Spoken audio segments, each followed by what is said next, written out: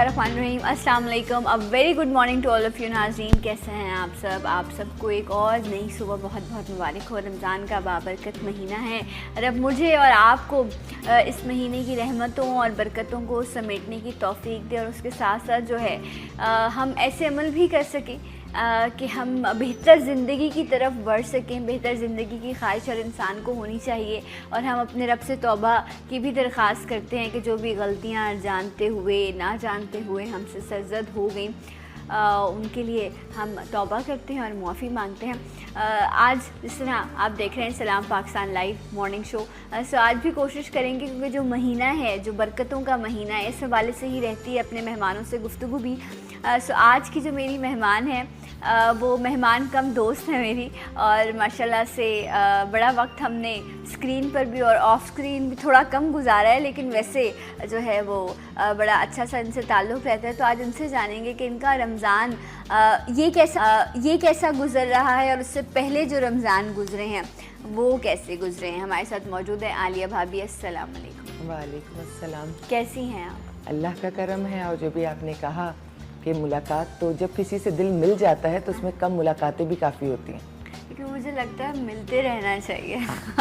ये ज़रूर है ना, मिलते रहना चाहिए, अच्छी यादें बनानी चाहिए, क्योंकि जैसे जैसे वक्त गुजर रहा है ना, ये तो यूं जा रहा है लेकिन हम यूं जा रहे हैं और हमें इस चीज़ का एहसास ही नहीं होता। अब मैं बहुत इस चीज़ पर बिलीव करती हूँ कि कहीं से भी ढूंढ ढांड के ना वक्त निकाल लेना चाहिए अपने प्यारों के लिए। काम चलता रहता है, हमसे पहले भी लोगों का काम चल रहा था, हम चले जाएंगे तब भी दुनिया चलती रहेगी, बस हम ही इसी मारा मारी में लगे रहते हैं। ये बिल्कुल सही कहेगी, क्योंकि कई दफ़ा नेकी हमारे दरवाजे तक आती है, हम कहते हैं अच्छा कर लेंगे, और वो नेकी कोई भी हो सकती है। ये भी हो सकती है कि कोई बीमार हो और हमें उसकी अयादत को जाना हो, लेकिन हम नहीं पहुंच पाते, और खुदा न खास्ता अगर वो इस दुनिया में नहीं रहता और ताज़ियत पे जाना पड़ता है तो हमें बहुत दुख होता है कि थोड़ा सा वक्त निकाल कर हम चले जाते हैं। और खुशी के लम्हात में ज़रूर साथ रहिए, लेकिन दुख के लम्हात में उससे ज़्यादा कोशिश कीजिए कि एक दूसरे के साथ रहिए। बिल्कुल, ये तो कहते हैं ना, आप किसी का गम, और ये हकीकत है, आप किसी का गम ख़त्म नहीं कर सकते, लेकिन जब आपके साथ लोग आके खड़े हो जाते हैं ना, तो पता नहीं अल्लाह की तरफ से क्या है, वो हीलिंग प्रोसेस तो चल ही रहा होता है। वो सब्र तो रब ने देना होता है, इंसान के बस की बात नहीं है, वरना शायद इंसान सब्र भी खींच लेता दूसरे से। जैसे आज हम एक दूसरे से रिस्क छीनने की कोशिश करें ना, नाउज़ुबिल्लाह, हमें लगता है कि हम ये कर सकते हैं, ऐसा हम कर नहीं सकते, ये हमारा सिर्फ वहम ही हो सकता है। इसी तरह अगर हमारे बस में होता दूसरे को बेसुकून करना, तो शायद हम सारी ताकत लगा देते उसको बेसुकून करने। लेकिन रब का निज़ाम बहुत मजबूत है। आप देखिए कि जो बुनियादी ज़रूरत है गंदम, वो आप स्टोर नहीं कर सकते, वो की और फिर आपको समंदर में फेंकनी पड़ी, वो उसमें कीड़ा लग जाता है। तो वहीं थर में लोग मर रहे थे भूख से, इफलास से, पानी से, और वहाँ पर गंदम जो है वो सड़ गए। आप देखिए ये कितना अलमिया है इस तो रब अपने बंदे के साथ हमेशा अच्छा करता है, हम खुद अपने साथ बुरा करते हैं। हम अभी सारी की हम ट्रांसमिशन कर रहे थे, तो उसमें एक हमारे साथ मुफ्ती साहब मौजूद थे। उन्होंने बड़ी खूबसूरत बात कही, जब हम रिस्क की बात कर रहे थे, उन्होंने कहा कि गंदम का जो एक दाना है ना, उस पर भी एक फ़रिश्ता जो है वो मुख्तस किया जाता है उसकी हिफाजत के लिए, और वो तब तक उस गंदम के दाने के साथ रहता है जब तक वो किसी जानदार के पेट में ना चला जाए। मैं यहाँ इंसान की बात नहीं करी, बाकी जानदार भी जो इस दुनिया में मौजूद हैं उनको भी खुराक की ज़रूरत होती है, हर चीज़ की। तब जब तक वो उसके पेट में नहीं जाता, वो फ़रिश्ता उसके साथ होता है। सोचिए वो कितना अंबार था गंदम का जो जला दिया गया। तो रब को मतलब क्या हम करते हैं अपने, और जो हम दस्तरखानों पे छोड़ देते हैं। अगर हम अभी रमज़ान की बात करें तो भाभी यही सिलसिला है हमारा। ऐसे कहते हैं ना, लिखा है दाने दाने पे खाने वाले का नाम। तो इसी तरह है कि हर दाने पे एक फरिश्ता है जिस पे नाम लिखा है दाने का, वहाँ तक वो पहुँचा देगा। और हम बिल्कुल दस्तरखान पे भी, मैं तो कहूँगी, बेहुरमती ही करते हैं रिस्क की, जो हम उसको ज़ाया करते हैं, हम छोड़ देते हैं। और इतनी इफ्तारियाँ बनाते हैं, हमें हौका वो होता है कि पता नहीं हमने रोज़ा रख के क्या कर लिया है, इतना खाना है, हालांकि खाया भी नहीं जाता है। और कहीं मैंने जुमला बोला था, बहुत लोगों के दिलों के करीब हुआ था। मैंने तो, क्योंकि देखती रहती हूँ चीज़ें अपने काम के हवाले से, सोना चांदी हीरे मोती कहीं काम नहीं आते जब भूखे को एक नवाला आप रोटी का दे दीजिए। और हम कितने नवाले दस्तरखान पे छोड़ के चले जाते हैं। तो ये जो बहुत कीमती चीज़ें हैं, ये बस सिर्फ देखने की हद तक होती हैं, ये हमारी बुनियादी ज़रूरियात में नहीं आती, और हम बुनियादी ज़रूरियात को ज़ाया करते हैं। पाकिस्तान पर अल्लाह का कोई बहुत करम है, अल्लाह ही बेहतर जानता है कि कौन से ऐसे लोग हैं जिनसे वो बहुत ज़्यादा मोहब्बत करता है। यहाँ कभी अल्लाह का करम है ना कभी आए, कहत कभी नहीं पढ़ा, जिस अंदाज में कहत पढ़ते हैं, मैंने अपनी पैदाइश से अब तक यहाँ पे वो चीज़ें नहीं देखी। खुश्क साली आती है लेकिन कहीं ना कहीं कमोबेशी करके अल्लाह ताला रिस्क हमें फराहम कर देता है। शायद इसीलिए हम कदर उस तरह नहीं करते। ज़रा अफ्रीका के उन ममालिक में जाकर देखें जहाँ कहत साली को सही अंदाज में समझा जा सकता है, जिनके पेट अपनी कमरों पे कहाँ लगे होते हैं, जिनकी चमड़ियाँ चिपकी हैं उनकी हड्डियों से, वहाँ जाके अंदाज़ा कीजिए कि जिस रिस्क को हम ज़ाया करते हैं, अगर वो रिस्क रब हमसे 2 दिन छीन ले तो हम किस अंजाम पर पहुँच जाएंगे। 2 दिन आप अभी रोज़े की ही हालत देख लें। ये अभी जो माशाल्लाह से 15 भी हम यही डिस्कस कर रहे थे कि 15-16 घंटे का रोज़ा है और आप कह रही थी हॉलैंड में 19 घंटे का। तो मैंने कहा हम भी कोई पीछे नहीं है, तकरीबन 15-16 घंटे करीब जो है वो हम रोज़ा रखते हैं। तो उसमें यही होता है। अब वहाँ पे क्या है, यहाँ एक उम्मीद है कि जैसे ही जो है मगरिब की अजान होगी तो हम रोज़ा इफ्तार करेंगे। ये जो उम्मीद है ना, ये भी इंसान को एक हौसला देती है, एक हिम्मत देती है कि कोई बात नहीं, बस थोड़ा सा और इंतज़ार, थोड़ा सा और सब्र। लेकिन जब आपको यही पता हो कि आप जिस रास्ते पे जा रहे हैं उसकी कोई मंजिल ही नहीं है, ये भी नहीं पता कि रास्ता भी सही है कि नहीं, वहाँ लोगों का क्या हाल होता है। लेकिन एक चीज़ है ना, हम रोज़ा अख्तियार करते हैं अपनी मर्जी से, अपने रब को खुश करने के लिए। लेकिन जिन लोगों की हम बात कर रहे हैं वो अपनी मर्जी से ये काम नहीं कर रहे होते। ये या तो रब की तरफ से आजमाइश उन पर आई हुई होती है या किसी अमल की वजह से वो सज़ा में मुब्तला होते हैं। तो दोनों सूरतों में उनके पास चॉइस नहीं होती। हम तो इसलिए रिलैक्स है, मुतमईन है और हम अपने रब को कहते हैं कि अल्लाह ताला हम सिर्फ तुझे राज़ी कर रहे हैं, बेशक तूने हमें हर चीज़ इनायत की है। उनकी फीलिंग्स तो एक आम इंसान समझ भी नहीं सकता, लेकिन एक ट्रेनिंग के लिए अल्लाह ताला ने एक निज़ाम बनाया है कि जब आप इतने घंटे भूखे रहते हैं तो आपको अंदाज़ा होता है कि जिनके पास ना था, ना है, ना आने की उम्मीद है, उनको कैसा लगता होगा। ये जो उम्मीद है ना, ये ज़िंदगी में ऑक्सीजन की तरह काम कर रही होती है।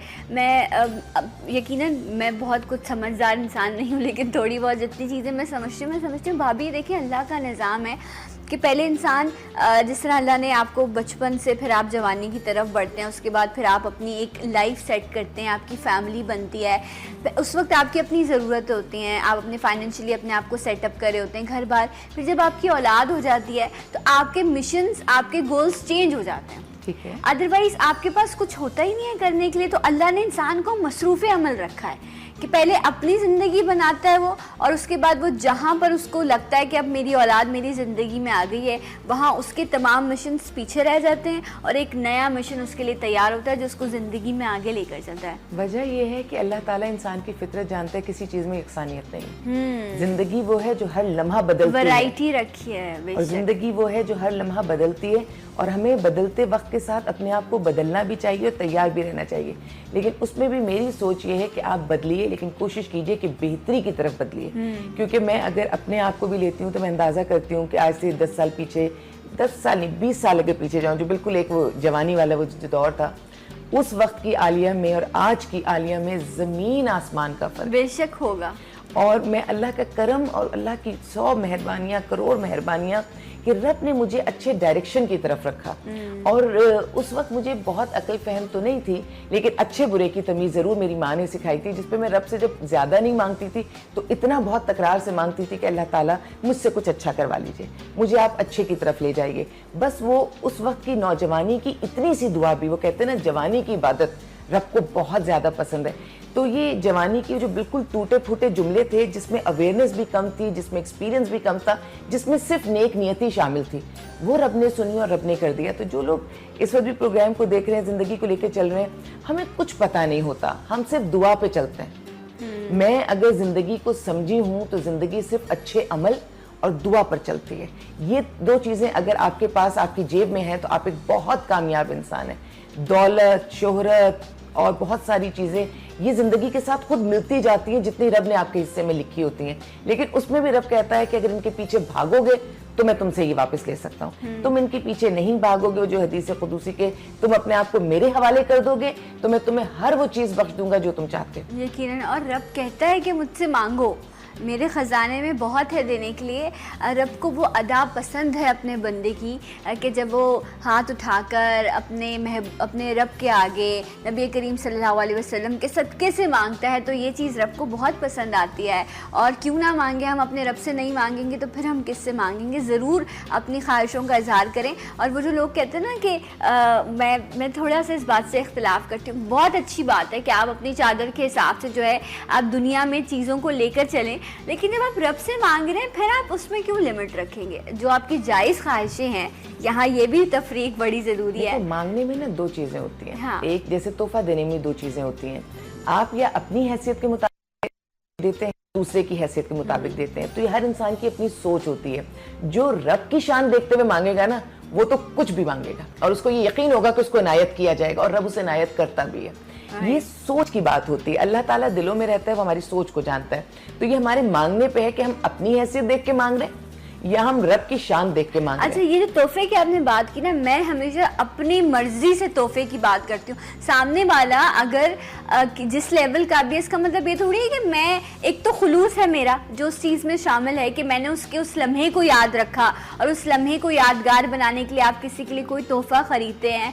सो इसमें अपने आप को अजियत में डालना कि नहीं मैं उसके लेवल पर जाकर, तो उसका मतलब है कि जो रिश्ता है उसकी कोई बुनियाद ही नहीं है। आप दुनिया है ना, दुनियादारी इसी अंदाज की होती है। मैंने कहा ना, ये दिलों के रिश्ते होते हैं। हाँ। अल्लाह नहीं है ताला तो फिर से टूट जाए, अच्छा है। मैं तो कहती हूँ अच्छा है फिर टूट जाए। हाँ, जिन रिश्तों की बुनियाद में प्योरिटी नहीं होती ना, वो ज्यादा देर तक चलते भी नहीं है। लेकिन ये इंसान की फितरत है। या वो बहुत सारे लोग या अपने आप को देखते रहते हैं और या दूसरे को देखते रहते हैं। ये इंसान की फितरत में चीजें शामिल हैं। लेकिन मैं समझती हूँ कि रब से आप कुछ भी मांग सकते हैं। बस मेरी, अगर मैं अपनी बात करूँ तो मेरे दुआ मांगने का अंदाज होता है कि रब, मैंने मांग बहुत कुछ लिया जो मुझे चाहिए था, आप या तो इसको मेरे लिए अच्छा बनाकर मुझे अता कीजिएगा, या जो चीज़ मेरे लिए अच्छी हो बस वो मुझे अता कीजिएगा। और जितनी अच्छी चीज़ें आपने मुझे अता की हैं उसमें से कुछ कभी वापस ना लीजिएगा, कि आपकी अमानत है, आप वापस ले लीजिएगा। और बुरी चीज़ें जितनी मेरे पास हैं ये सब वापस ले लीजिए मुझसे। बुराई मेरे पास से हटा दीजिए, अच्छाई दे दीजिए, अच्छाई दे के वापस ना लीजिएगा। क्या बात है, अच्छी बात है, अच्छी बात है। लेकिन मुझे किसी एक बड़े की बात बड़ी अच्छी याद है कि उन्होंने कहा था कि दुआ मांगने से पहले जो कुछ मौजूद है उसका शुक्र तो कर लिया करो।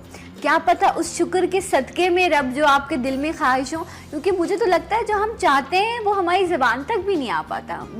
आप नहीं समझ पाते कि आपकी ज़रूरियात क्या है, और उससे बढ़कर कि हम इतने दूरअंदेश नहीं हैं, हम तो जानते ही नहीं हैं। मैं आगे देख सकती हूँ, मेरे पीछे क्या हो रहा है ये तो मैं देख ही नहीं सकती। इवन कि लेफ़्ट राइट भी शायद धुंधला धुंधला सा कुछ इमेज होगा, बस ये जो सामने है यही थोड़ा बहुत मुझे नज़र आ रहा है। तो मैं कैसे अपने लिए फ़ैसला कर सकती हूँ? यकीनन मैं नहीं कर सकती। इसका हक़ जो है वो रब को ही है, और रब ही इंसान के लिए जो है वो बेहतर फैसले करता है। भाभी आती है तो पता नहीं कौन सी बात कहाँ से कहाँ गूंदी नहीं, लेकिन है। वो खवातीन हाँ। जो मतलब गपशप करना जानती हैं इन अ पॉजिटिव वे। एक तो वो दूसरी वाली गपशप, वो वाली नहीं वाली, वो मुझे यकीन, gossips। हाँ वो वाली टाइप, ये वाली चीज़ जो है मुझे लगता है वो हमारे फ्लो में ज़रूर जाएंगी।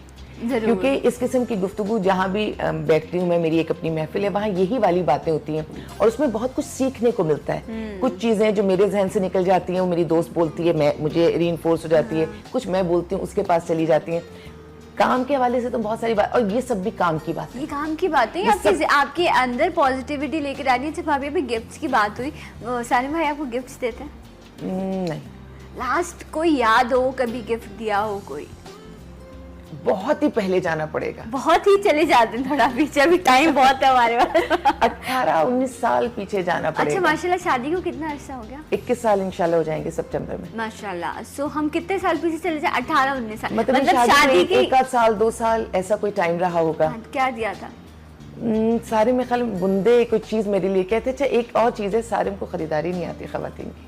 नहीं आती? नहीं, बिल्कुल भी नहीं आती। अच्छा, वैसे आपके लिए इयररिंग्स लेकर आए थे? लेकर आए आप लोगों की शादी की पिक्चर तो मैंने देखी थी जब हम आप लोगों के वहाँ गए थे, शेल्टर होम गए थे, तो वहाँ पर एक जो रूम में खवातीन वहाँ रहती हैं, तो वहाँ पर आपकी एक पिक्चर लगी थी, बड़ी रेड कलर का आपने जोड़ा पहना था उसमें। हाँ, और उसमें सारे भाई हैं, वो तो मैंने देखा था। अच्छा, तो वो एक जो है वो गिफ्ट दिया गया था, बस दिया था, वो गिफ्ट था वो जो बहुत शौक से लाए थे, और मैं उस वक्त थोड़ी पता नहीं ना समझ थी या क्या थी, मुझे वो गिफ्ट पसंद नहीं आया। अल्लाह, वैसे ये जो है ना, ये औरतों का बहुत गलत काम है। अम्मी से मुझे बहुत डांट पड़ी थी, लेकिन मेरी एक नेचर, मैं कहती हूँ अल्लाह इन्होंने इतने सारे पैसे खर्च किए हैं और चीज़ भी मेरी मर्जी की नहीं है। हाँ। और मैंने पहने ज़रूर सब कुछ किया, लेकिन उन्हें चीज़ें नहीं लेनी आती खवातीन की। उन्हें, यानी मुझे लगता है दुकानदार की जो चीज़ कहीं नहीं बिक्री होती वो सालिम साहब को दे देता है, उन्हें नहीं पता चलता। मेरी अम्मा की एक फ्रेंड है, उनके हस्बैंड ने उनको ना बैंगल्स, गोल्ड की बैंगल्स बना के दी। उनकी ख्वाहिश थी कि मेरे पास ना दर्जन चूड़ियाँ हों सोने की। अब आप सोचें आज के दौर में एक कितना मुश्किल काम है, क्योंकि आई थिंक बहुत महंगा है गोल्ड भी, 45 या 50,000 कुछ तो पर तोला पड़ता है। आप अंदाज़ा कर लें 12 चूड़ियों का रेट क्या होगा। वो लेकर आए, उन्होंने अपनी बेगम को दी, पहले उन्होंने नाक मुँह चढ़ाए, उसके बाद जो उनके घर में मेड थी उसको उन्होंने दिखाई, पहनी हुई होंगी, उसने देखी, उसने कहा बाजी ये तो बहुत ही पुराना डिज़ाइन है, और वो जाकर जो है वो वापस कराई। और उनके हस्बैंड ने कहा अब तुम मुझसे कुछ भी मांगोगी मैं तुम्हें कभी नहीं बना के दूंगा। मतलब उनके घर में उस बात पर लड़ाई भी हुई, बहस भी हुई, तो मम्मा भी उनको डांट रही थी। और मुझे भी बड़ा दुख हुआ। मैंने कहा कितनी गलत बात है, एक चीज़ आपको नहीं भी पसंद लेकिन आप सामने वाले का दिल रखने के लिए आज मैं रियलाइज करती हूँ। और मासी की बात मान ली, उसने बोला बच्ची पुराना डिजाइन है, गोल्ड इज इन्वेस्टमेंट। मैंने भी जो किया आज मैं रियलाइज करती हूँ वो गलत तरीका था, लेकिन मैंने कहा सॉरी बोलें भाई को। अच्छा, आई एम वेरी सॉरी साहिम साहब कि मैंने ऐसे कुछ बोला। अच्छा जी, चले आपकी इसी सॉरी पे ब्रेक ले लेते हैं हम। सो एक ब्रेक लेते हैं, ब्रेक के बाद आपको फिर ज्वाइन करेंगे सलाम पाकिस्तान में।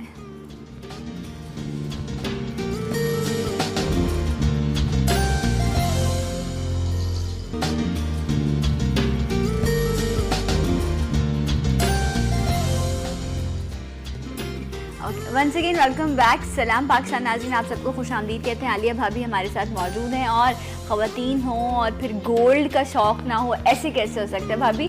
तो शौक़ है। वैसे मैंने आपको ज्वेलरी पहने हुए तो देखा है हमेशा, माशाल्लाह, रिंग्स भी बड़े अच्छे खूबसूरत हाथ हैं आपके, नेल्स पर नेल पेंट लगा होता है, हर चीज़। सो गोल्ड भी शौक़ है जमा करने का?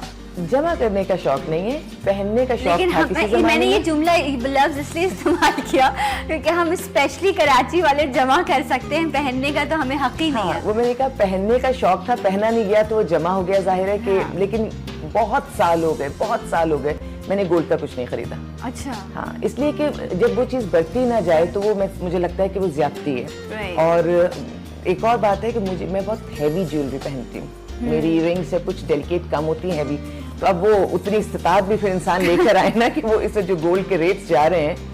मेरी जो शादी वादी के जो सेट्स थे, अब तो आप तस्वुर नहीं कर सकते आप खरीदेंगे। पहले तो कितने कितने तोले के सेट, 10-10 तोले, 12-12 तोले के। Oh my God. अब तो आप तस्वुर ही नहीं कर सकते। आप अगर 4-6 सेट बना लें तो आप घर भर ले लें, इस हालत तो वो चले गए ना सेट्स।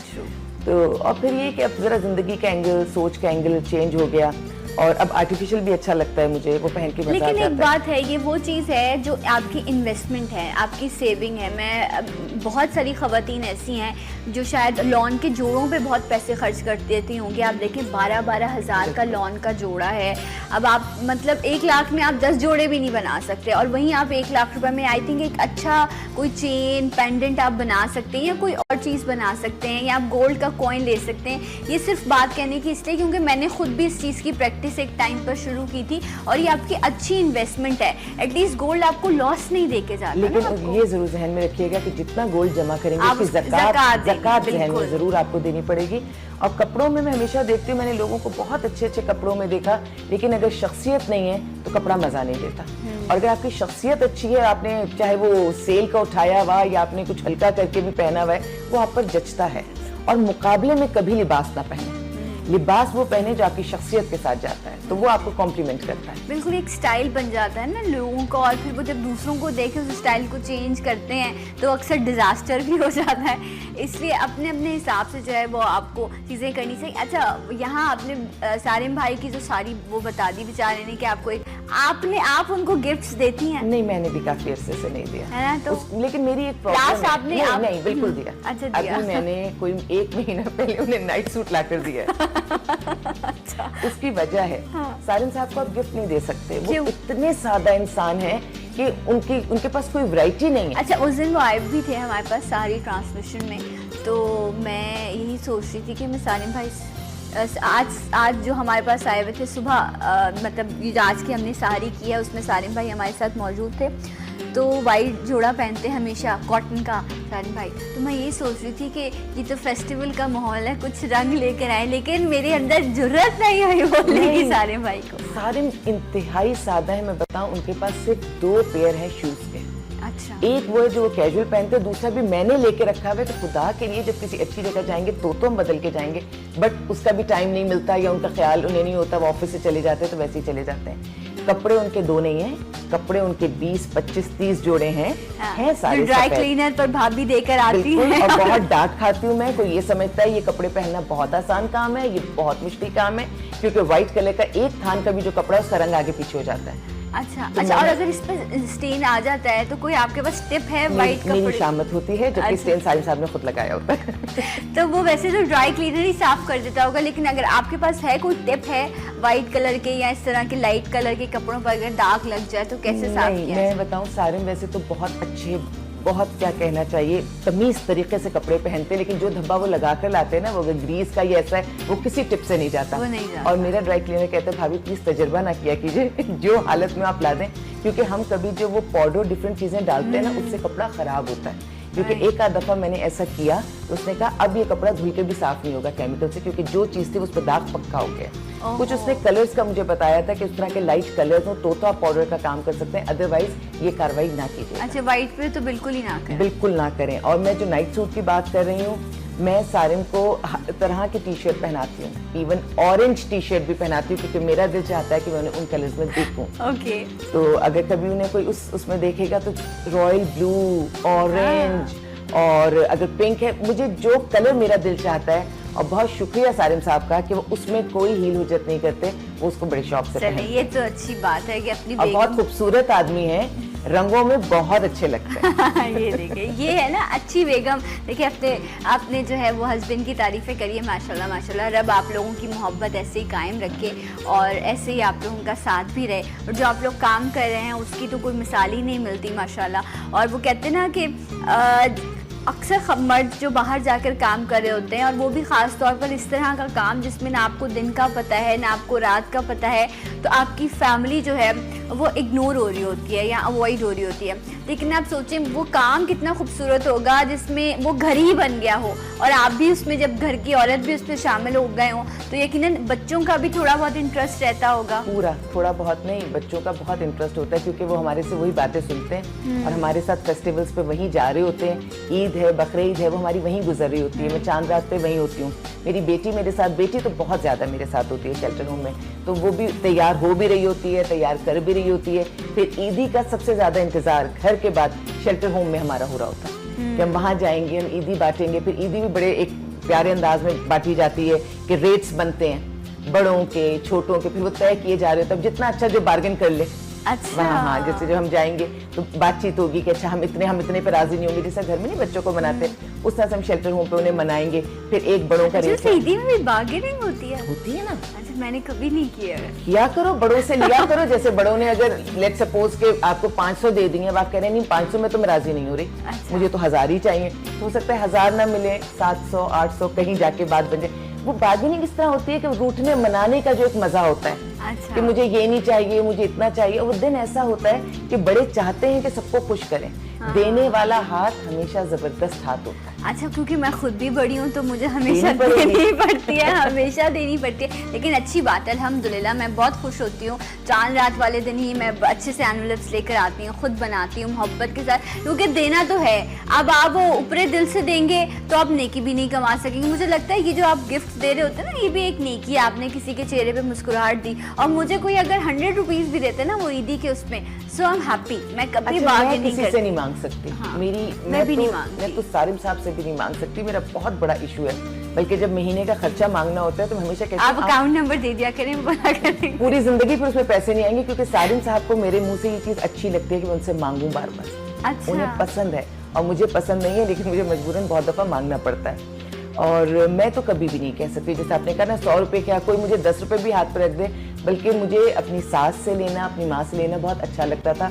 अब माँ हयात नहीं है तो मैं इंतजार करती हूँ कि जिस खाला मेरी सास है जो मुझे पैसे दें। मुझे छोटे होने का एहसास अपने घर में या अपने बड़ों से ज्यादा अच्छा लगता है। मुझे बड़े होने का एहसास जरा मुश्किल लगता है। हालांकि वो कोई इतना बड़ा अमाउंट नहीं होता, लेकिन वो जो वो एक होता ना, एक टोकन ऑफ लव है आपका कि वो आपको दिया जा रहा है। और क्या अल्लाह इतनी माशाल्लाह से हम लोग, इंसान पैसा कमा भी रहा होता है, खर्च भी कर रहा होता है, आ रहा होता है तमाम चीज़ें, लेकिन वो बस एक क्या है उसमें रब ने रखी है, चीज़ क्या रखी है। और देखिए पता नहीं, मुझे समझ नहीं आता ये कहाँ से ये मामला शुरू हुआ, लेकिन इस मामले में ये वक्त के साथ बढ़ता जा रहा है। लोग अब तो चेक्स में ईदियाँ दी जाती हैं।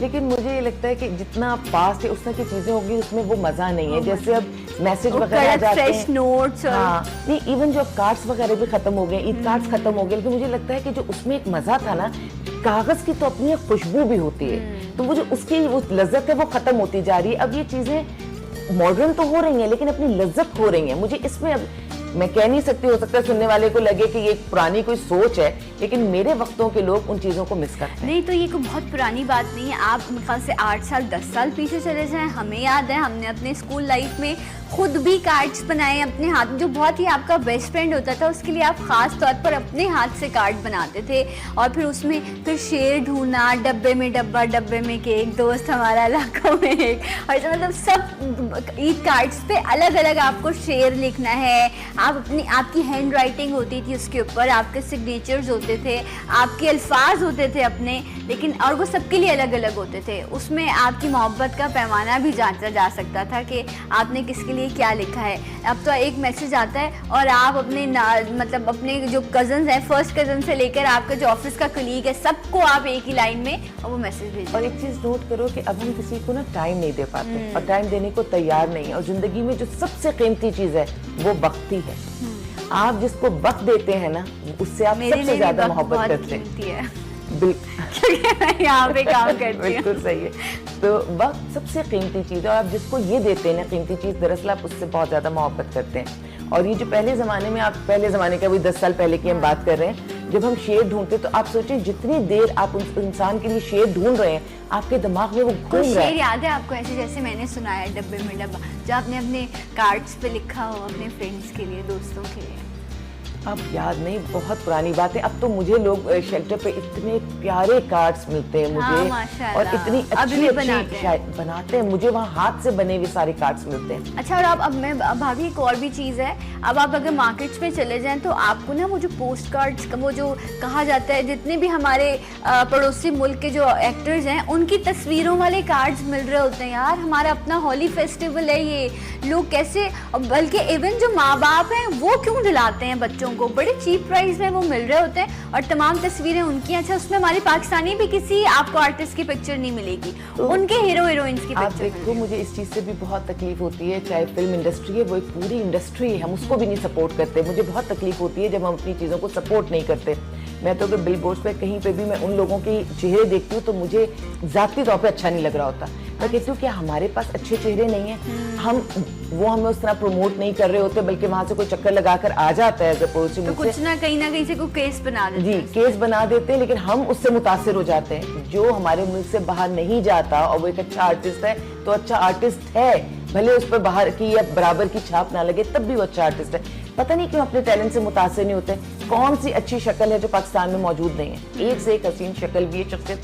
हम लोग बहैसियत कौम, चाहे वो फिल्मी हीरो हीरोइन हो, चाहे वो असल जिंदगी के हीरो हीरोइन है, वो बनाने में नाकाम हो रहे हैं। हमें इस चीज को सोचना चाहिए। हम अपने बच्चों को रोल मॉडल नहीं दे रहे हैं। जब हम इन्हें अपने रोल मॉडल नहीं देंगे तो कहीं ना कहीं तो इंस्पायर होंगे, वो कहीं ना कहीं देखेंगे और फिर वो उन्हीं को फॉलो करेंगे जिनसे वो इंस्पायर होंगे। और आप हमारी आम सड़कों पर निकल जाएं, आप मॉल्स में चले जाएं, मार्केट्स में, आपको एक से एक हसीन चेहरा नजर आता है।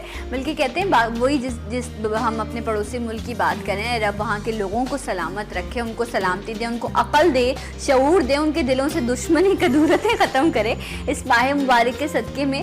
लेकिन जो लोग वहाँ से होकर आते हैं वो भी ये बताते हैं कि वहाँ पर जो आम अवाम है वो बहुत ही बनाने वाली शक्ल रब की ज़ात है, लेकिन बड़ी आम शक्ल के लोग वहाँ पर आपको सड़कों पर मिलते हैं। ये जो बाकायदा उनके स्क्रीन पर लोग आ रहे होते हैं, ये वहाँ से क्रीम चुनी जाती है। लेकिन हमारे यहाँ तो अगर ऑडिशन हमेशा अच्छे नहीं होते, हाँ, ऑडिशंस में आप लोगों को बुला लें तो इतने अच्छे खूबसूरत चेहरे आपको उन्हें भी बहुत प्रेजेंटेबल वो बनाते हैं, उन पर बाकायदा काम करते हैं, बिल्कुल उन्हें ग्रूम करते हैं, काम करते हैं, उन पर बहुत पैसा लगाते हैं, फिर अपनी टेक्नोलॉजी को बहुत अच्छी तरह इस्तेमाल करते हैं, तो फिर आपको वो चीजें सो के भी उठेंगे तो उतना ही मेकअप होगा। और हमारे आर्टिस्ट जो है वो बेचारे हल्के से मेकअप में भी बड़े अच्छे लग रहे होते हैं, उन्होंने अपनी नाक वगैरह, चिन्ह वगैरह सेट नहीं कराई होती, ऐसे ही काम कर रहे होते हैं। तो ये भी बड़ी अच्छी बात है कि आप एक्नॉलेज करें, आप सराहें अपने आर्टिस्ट को, हमें प्रमोट करें। जो जितने लोग काम करें तो यकीनन इंडस्ट्री भी ग्रूम करती है। जाती हैं आप मूवीज़ देखने? भी पाकिस्तानी मूवीज़ आई?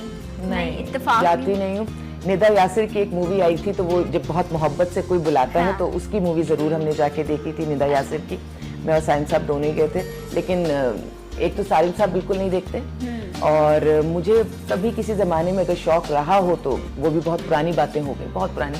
अब तो वो इस तरह इन्वॉल्व हो गई, मुझे नहीं पता चला मैं कैसे बदलती चली गई। और जिन कामों में लग गई, अब ये जहन पे ऐसे सवार होते हैं, इनसे इतनी ताकत मिलती है कि नहीं उधर जहन जाता। अच्छा, मोहब्बत का पता वैसे चलता भी नहीं है।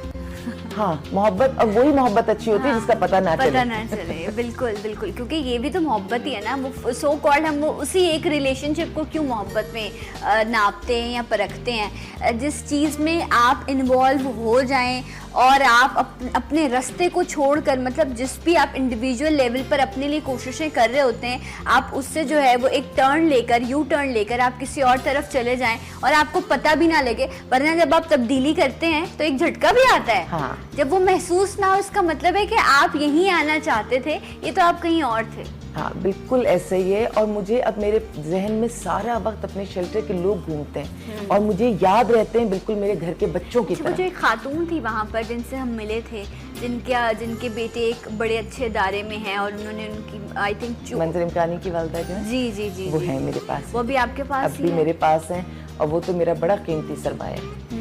जितनी प्यारी दुआएं मैंने उन्हें देते हुए देखा है, मैंने हार्डली कितनी हदीसें क्या कुछ कोट करती इस उम्र में उनका, माशाल्लाह। कितनी उम्र है भाभी उनकी? वो 95-100 के बीच की हैं, या हो सकता है 100 की। हाफजा वगैरह बिल्कुल फर्स्ट क्लास है, बेहतरीन हाफजा। हमारा हाफजा कम है उनके। और मैं जब दुख तकलीफ में होती हूँ, कोई भी परेशानी होती है, इवन मेरे बच्चों के जब पेपर्स भी होते हैं ना, तो मैं जाके उनको कहती हूँ मैंने कि अम्मा ये काम कर रही हूँ और बहुत परेशान हूँ, फिक्र ही ना करो, अल्लाह तुम्हारी मुश्किल आसान कर देगा। और मैं हर जगह उनकी जो दुआएं हैं ना, मैं वो याद कर रही होती हूँ। इवन जब मुझे अल्लाह ताला इज्जत देता है तो मैं कई जगह मेरी आंखों के सामने वो अम्मा घूम जाती हैं, क्योंकि वो बड़े प्यारे जुमले बोलती हैं, मुझे कहती हैं आलिया अल्लाह तुम्हारी बादशाहत सलामत रखे। मैं असल में शेल्टर होम में आती हूँ ना, तो वो हर चीज़ मेरे हाथ से हो रही होती है, तो उन्हें कॉन्सेप्ट है कि ये एक जगह है जिसको मैं लेकर चल रही हूँ। तो उनके वो जो प्यारे प्यारे जुमले, अब वो तो एक मामूली सी मेरी हैसियत है, कोई औकात नहीं, लेकिन वो जिस दर्जे पे मुझे बिठाती हैं, जिस मोहब्बत से मुझे बात करती हैं, तो यकीन जाने सिर्फ उनके बोलने से मुझे लगता है कि पता नहीं रब ने मुझे कहाँ बिठा दिया, और मैं उसको फिर एंजॉय करती हूँ। तो जो नेकी की तरफ आना चाहते हैं आके तो देखें, किसी चीज़ में वो लज्जत ही नहीं है, मज़ा नहीं है जो इसमें है। बेशक, इसका लुत्फ ही अलग है। एक ब्रेक लेते हैं, ब्रेक के बाद आपको फिर ज्वाइन करेंगे सलाम पाकिस्तान में।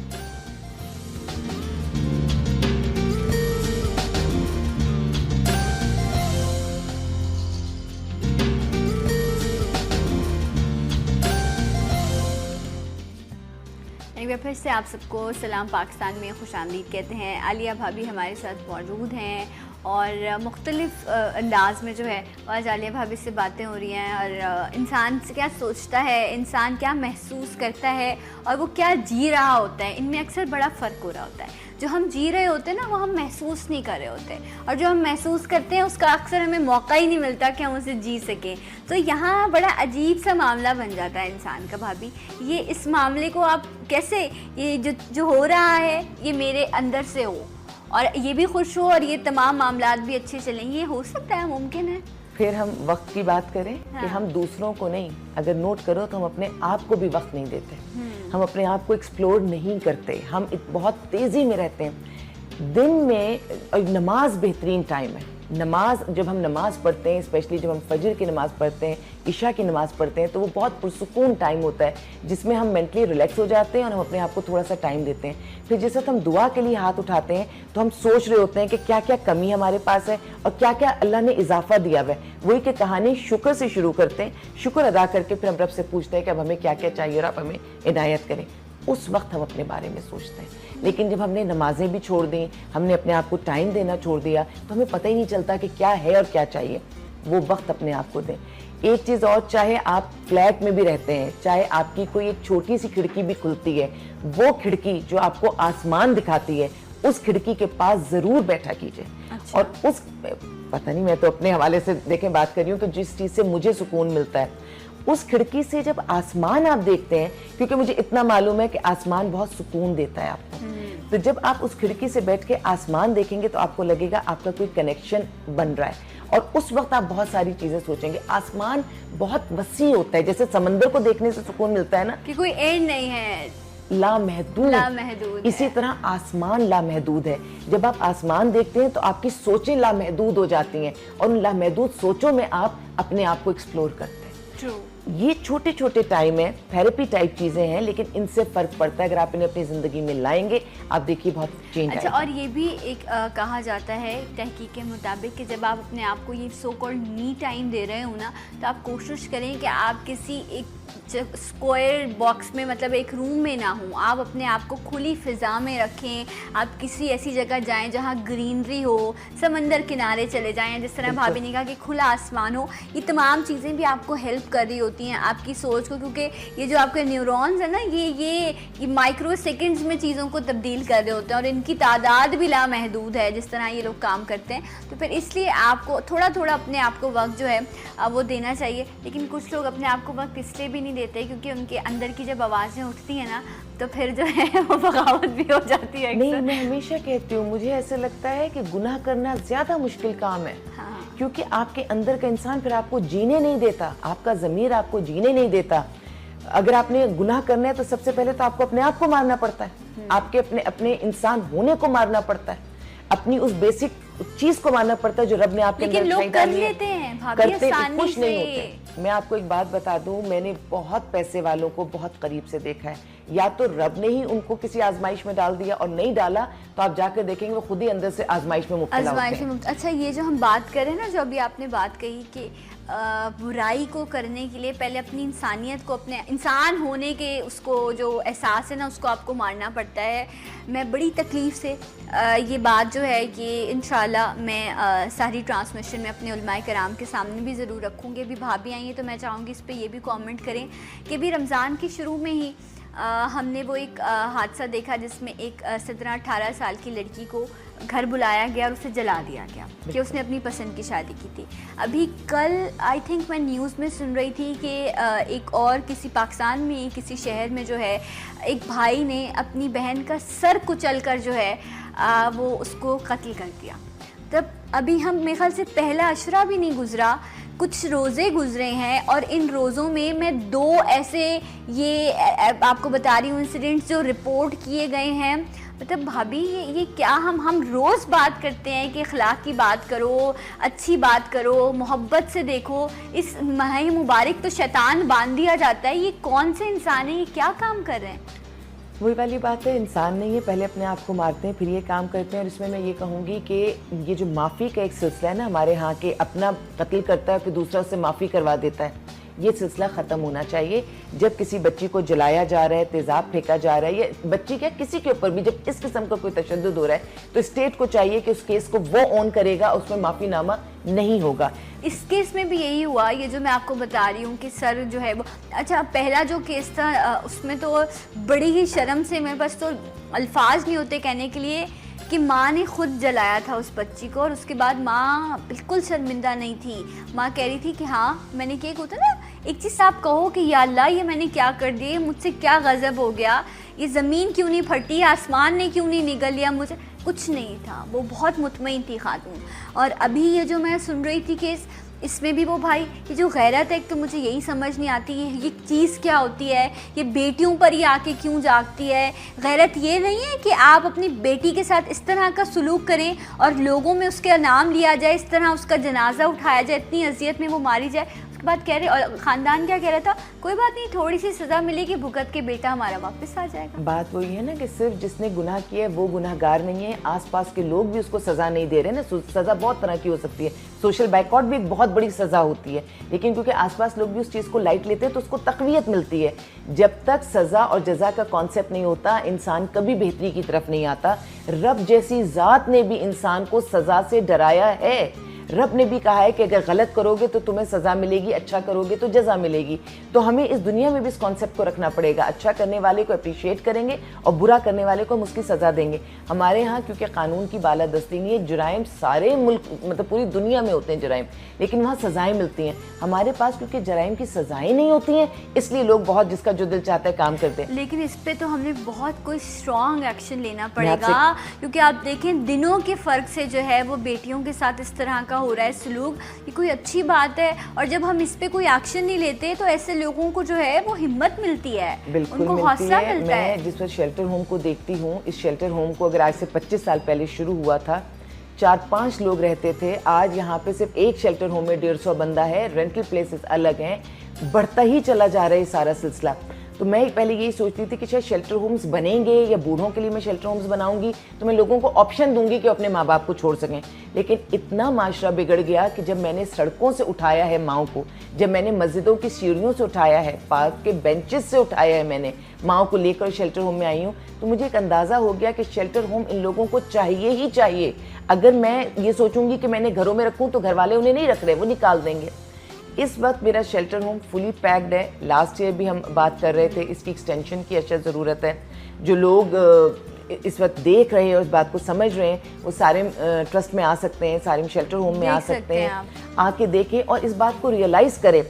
अगर किसी ने इस वक्त पाकिस्तान का सही रंग देखना है ना, औरतों की, बच्चों की बेबसी देखनी है, तो मेरे पास आए, उस सारे ट्रस्ट में आके देखें। और अगर नेकी भी करना चाहते हैं अपने मुल्क के लिए, अपनी औरतों के लिए, बच्चों के लिए, तो उन्हें वहाँ आके अंदाज़ा होगा कि मुश्किलात क्या है। हम कई दफ़ा मदद करना चाहते हैं, लेकिन जब तक हमें ये पता नहीं चलेगा कि उसका रास्ता कौन सा और असल मुश्किल क्या है, हम मंजिल पे नहीं पहुँच सकते। डेफिनेटली आप खुद जाइए, वहाँ जाके देखिए। मैं तो खुद वहाँ गई हूँ, एक एक कमरे में इतने इतने सारे लोग रहते हैं, बच्चे भी वहीं पर हैं। हम अपने घर में, हमारा एक बच्चा होता है ना, हम कमरे से सबको निकाल देते हैं, इसके सोने का टाइम हो गया, ठीक है, आवाज़ से उठ जाता है, ये एसी चलाओ, ये टेम्परेचर होना चाहिए, खामोशी हो, हल्की सी रोशनी हो, तो मेरा बच्चा सुकून से सोएगा। उसके बाद आप दरवाज़ा बंद कर देते हैं कि कोई जाए ना। और सोचें वो भी वैसे ही बच्चे हैं, वो भी रब की बनाई हुई उतनी ही कीमती मखलूक है जितना हम अपने बच्चों को समझ रहे होते हैं। और वहाँ वो, और इतनी गर्मी है उस जगह पर, इतनी गर्मी है कि ऐसा लग रहा होता है कि भट्टी में, अस्तगफिरुल्लाह, रब किसी को ना लेके जाए। आज रमज़ान के महीने में एक दुआ है मेरी, पता नहीं शायद आपको कैसी लगी, कि अल्लाह आपके शेल्टर हाउस को वीरान रखे, वहाँ कोई ना हो। मेरी दुआ है, बहुत अच्छी दुआ है। ये तो वो दुआ है जो मेरे अपने दिल से निकलती है। ये तो वो दुआ है जिसको मैं समझती हूँ। ये इवन आज तो हम अपनी आम सी बातें कर रहे हैं, लेकिन हर हफ्ते 10 दिन में, 15 दिन में आपके पास भी आती हूँ, चैनल्स पर जाती हूँ, केसेस लेकर जाती हूँ, वो बोलती हैं, बात करती हैं। क्यों लेकर जाती हूँ? सिर्फ इसीलिए कि अवेयरनेस फैले, लोग अपने मसाइल को समझें और उन्हें हल करने की कोशिश करें, ताकि शेल्टर होम आने से पहले उनके अपने घर में, अपने रिश्तेदारों में, अपने इलाके में वो मसला हल हो जाए। मैं तो खुद बहुत तकलीफ में होती हूँ जब शेल्टर होम इस तरह से भरता है। मैं खुद बहुत तकलीफ में होती हूँ जब हर कुछ दिन के बाद कोई ऐसा केस आता है जो मैं सोचती हूँ कि मुझे 20 साल इस काम को करते हुए हो गए, लेकिन मुझे लगता है कि मैंने 20 साल में ये चीज़ देखी नहीं थी। देखी नहीं। इतनी गिरावट में, अखलाक में, हर चीज़ के म्यार में इतनी गिरावट देख लेती हूँ कि मेरा दिल उससे डूबता है, दुखता है मेरा दिल। तो मैं खुद ये चाहती हूँ कि लोग इन लोगों को, अपने घर वालों को, अपने रिश्तेदारों को ओन करें। शेल्टर होम सिर्फ वो आता है जो बिल्कुल टूट जाता है, जिसको कोई अपना नहीं रखता, जो बिल्कुल रोड पर आ जाता है, बेआसरा हो जाता है, तब कोई शेल्टर होम का रुख करता है। अपनी खुशी से कोई अपना घर छोड़ के वहाँ नहीं आता। हर इंसान कोशिश करता है। और जितनी ख़वातीन आती हैं मेरे प्रोग्राम में, जो आलिया भाभी के साथ आती हैं, मैं खुद, अल्लाह ना करे, अल्लाह किसी को ऐसी जगह ना लेकर आए, लेकिन एक लम्हे के लिए अगर आप सोचें कि अपना घर छोड़कर, अपने शौहर के साइड से निकल के, या अपने बच्चों को साथ लेकर, या उनको छोड़कर निकलना, हम सोच भी नहीं सकते। हम सोचते हुए भी डरते हैं, लेकिन भाभी वो किस लेवल पर होती होंगी ना जो ये कदम उठा लेती। लेकिन कभी कभी बहुत मज़ा आता है शेल्टर होम में। मेरे पास अभी एक ऐसी खातून आई हैं जो बड़े अच्छे इदारे में काम करती हैं, एक वेलफेयर का इदारा है, और वहाँ पे भी समर वेकेशंस हो गई तो उनकी छुट्टी हो गई। वो पूरी बिल्डिंग में अकेले रहते हुए डर लग रहा था, तो वो समर वेकेशन गुजारने के लिए मेरे पास शेल्टर होम आई है। उन्होंने कहा यहाँ पे एक लाइवली माहौल भी है और सब लोग भी हैं, तन्हाई का एहसास नहीं, एक अच्छा सेटअप है, तो मैं यहाँ आके, तो मैं एक जुमला बोलती हूँ हमेशा सबके लिए कि सारिम ट्रस्ट सबका, हर औरत का मैका है। तो मुझे उस वक्त एहसास हुआ कि ये इनका भी मैका है। उनके मियाँ का इंतकाल हो गया, गो कि उनके बहन भाई सब बहुत अच्छी पोस्ट पर हैं और इसी शहर में, लेकिन उन्होंने किसको सिलेक्ट किया? उन्होंने सारिम ट्रस्ट को सिलेक्ट किया, क्योंकि सारिम ट्रस्ट में आने वाले से कोई ये नहीं पूछता क्यों आए हो और क्यों, कब जाओगे और क्यों बैठे हो या क्यों खाया, ये क्यों, कुछ नहीं। तुम्हारे पास आसरा नहीं था, रब ने ये वसीला तुम्हारा बनाया, मोस्ट वेलकम, आ जाओ, जितने दिन रहना चाहते हो रहो, जाना चाहते हो चले जाओ। तो मुझे उन जगहों पे खुशी होती है कि जब वो लोग जो अपनी ज़िंदगी में सेट है और उन्हें वक्ती तौर पर कोई रिलीफ चाहिए होता है, वो निकल कर यहाँ पे आके अपना वक्त गुजारते हैं और खुश खुश यहाँ से जाते हैं, तो बहुत खुशी होती है। या जिस वक्त मैं ये देखती हूँ कि जिन औरतों की हम बात कर रहे थे, कुछ औरतें मेरे पास आती हैं, कहती हैं कि अगर हमें इस इदारे का पता ना होता तो जो फलाना केस था ना कि जहर खा के मर गई या दरिया में कूद गई, नहर में कर लिया, बच्चे का गला दबा दिया, तो हम भी वो करते। यहाँ आने से क्या हुआ कि हमारी ज़िंदगी बच गई। और सारिम ट्रस्ट को फ़ायदा क्या होता है कि हमें थोड़ा सा टाइम मिल जाता है। कोई शख्स ज़िंदगी ख़त्म कर दे तो हम उसको बचा नहीं सकते, बिल्कुल। लेकिन जो ज़िंदगी रहते हुए हमारे पास आता है, हम उसे बचाते हैं, सोसाइटी में उसके लिए लड़ते हैं, उसके ही घर वालों से उसके लिए लड़ते हैं, कोर्ट में भी लड़ते हैं, कोर्ट के बाहर भी हम मफाहमियत कराते हैं, उनको घरों में आबाद करते हैं, शादियाँ कराते हैं, न्यूबॉर्न बेबीज़ को ज़िंदगी बचा के फिर उन्हें नए घरों में भेज देते हैं जहाँ वो रोशनियाँ बिखेरते हैं, खुशबुएँ बिखेरते हैं। तो वहाँ जाके एक दिल को तसल्ली होती है कि ये जो सारिम ट्रस्ट की एक चारदीवारी है, ये ज़िंदगी और खुशी बांट रहा है। मुझे दुख वहाँ जाके सबसे ज़्यादा होता है जिनके लिए सोसाइटी दायरा तंग कर देती है, अपने दस्तक देने पर, बार बार देने पर दरवाज़ा नहीं खोलते, और जिनकी ज़िंदगियाँ सारी उम्र हमारे पास गुजर रही होती हैं, उनको मैं कितना भी खुश रख लूँ लेकिन वो कहीं ना कहीं दुखी होते हैं। कसक जो है वो अपने घर की जो बात ही वो कुछ और है, जो आपके इर्द गिर्द आपके बहन भाई हैं, या अगर आप रिश्ता अज़दवाज में मुंसलिक है, आपका हस्बैंड है, आपके बच्चे हैं, उनकी खुशबू ही अलग होती है, उनका एहसास ही अलग होता है, उनका लम्स, उनको छूना, उनको देखना। रब ने कहा इबादत है, जब आप अपने माँ बाप को देखते हैं तो उस पर भी आपको जो है वो नेकी मिलती है, हज का सवाब मिलता है। माँ को देखना हज का सवाब, ये भी हम जिक्र कर रहे थे माशाल्लाह। अभी मैं ट्रांसमिशन कर रही हूँ तो मुझे इतना सुकून मिलता है, अंदर कितनी बातें हैं जो हम पूछ भी रहे होते हैं, और उलमा जिस तरह हमारी तालीम फरमा रहे होते हैं। मुझे उम्मीद है कि जो हमारे देखने वाले हैं उनको भी बहुत खूबसूरत बातें सुनने और समझने को मिलती हैं, और अल्लाह हमें तौफीक दे कि हम जो सुनते हैं बेहतर उसको हम अपनी ज़िंदगी में जो है वो उस पर अमल पैरा भी हो सकें। भाभी बहुत शुक्रिया, और मेरे जाते जाते बस यही दुआ, बल्कि मैं देखने वालों से भी कहूँगी अगर आपको मौका मिलता है बल्कि मौका निकालिए, अपने आप को ये एक सादत नसीब करिए कि आप जाकर इन लोगों के साथ जो यहाँ पर रहते हैं उनके साथ एक बार इफ्तार करें। आप जब आप उनके साथ बैठेंगे दस्तरखान पर, उन चेहरों को देखेंगे तो उनके चेहरों को देखकर रब आपके दिल में उनके लिए मोहब्बत डालेगा, और यकीनन जो भी आप नेकी करना चाहते हैं वो भी ज़रूर कीजिए। आपके लिए दरवाजे खुले हैं, सिर्फ कदम बढ़ाने की देर है। अलिया भाभी बहुत शुक्रिया एक बार फिर से आपका, फिर आपको इंशाल्लाह ज़रूर ज़हमत देंगे। अपना ख्याल रखिएगा और अपनी दुआओं में मुझे, भाभी को, सबको याद रखिएगा। अल्लाह हाफ़िज़। सलाम पाकिस्तान।